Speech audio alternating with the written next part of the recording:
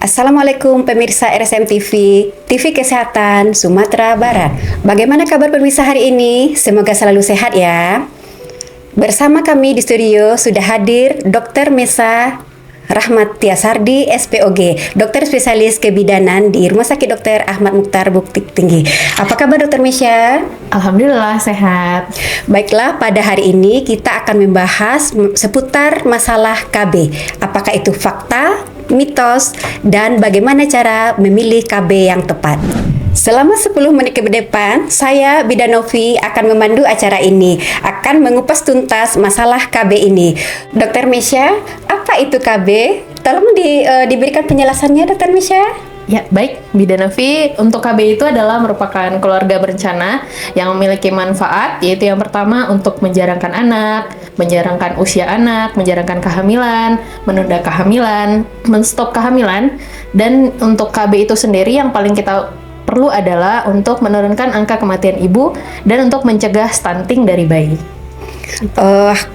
Banyak kita dengar ibu-ibu ini takut nih Dr. Mesya, takut ber-KB. Itu bagaimana Dr. Mesya? Sebenarnya KB itu sendiri punya manfaat, dan mungkin karena pasien-pasien sering takut, para mom sering takut mengenai KB ini karena pengetahuannya masih kurang. Jadi kita perlu bahas dulu mengenai KB itu sendiri. Jadi KB itu ada dua. KB itu yaitu ada hormon dan non-hormonal. Nanti akan kita bahas lebih lanjut. Wah, menarik sekali nih apa yang disampaikan oleh Dr. Mesya.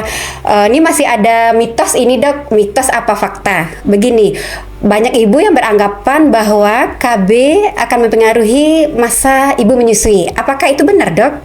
Untuk ibu menyusui, itu KB bisa diberikan, terutama KB yang mengandung satu hormon. Karena untuk yang dua hormon, itu kemungkinan ASI-nya bisa stop sendiri. Untuk ibu yang menyusui, khususnya untuk ibu yang baru lahiran, itu KB 6 bulan pertama itu bisa efektif, istilahnya metode amenorelaktasi, asalkan ibunya ASI eksklusif, tanpa ada susu formula atau minuman atau makanan yang lain. Jadi ibunya minimal menyusui 8 kali sehari dalam waktu 6 bulan, itu merupakan salah satu KB juga. Akan tetapi KB-nya itu kurang efektif, sehingga sebaiknya ibunya ditambahkan KB-nya seperti suntik yang satu hormon atau pil KB yang satu hormon yang seperti mini pil. Kalau misalnya untuk ibu yang memakai implan, itu juga aman satu hormon.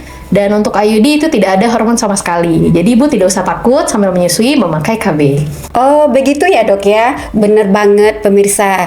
Jadi kalau kita menyusui, kita masih bisa memakai KB. Ada yang namanya metode amenorelaktasi. Itu juga sampai 6 bulan itu biasanya ibunya tidak haid. Makanya kadang kebanyakan ibu udah menyangka tidak haid, dia udah khawatir begitu. Kita masuk ke pertanyaan selanjutnya ya dok. Begini dok, kalau ibunya melahirkan dengan sesar, itu apakah perlu juga di KB itu dok? Baik, untuk pasien dengan operasi sesar, sebaiknya memang memakai KB. Dan pilihan KB-nya itu adalah metode jangka panjang. Seperti yang sudah saya jelaskan sebelumnya, metode KB jangka panjang itu ada dua, yaitu pemasangan IUD atau spiral, satu lagi boleh pemasangan implan. Karena kalau operasi sesar, untuk penyembuhan luka operasi dibutuhkan waktu 2-3 tahun. 2-3 tahun. Iya, setelah pemulihan 2-3 tahun berikutnya baru ibunya dapat hamil. Dan apabila ibunya hamil di bawah 2 tahun, yang bekas sesar itu kan belum sembuh, sehingga ada risiko untuk robek rahimnya dan ada risiko untuk perdarahan sehingga sampai diangkat rahimnya. Jadi untuk ibu yang operasi sesar, jangan lupa pakai KB metode jangka panjang ya. Menarik sekali apa yang disampaikan Dr. Mesya.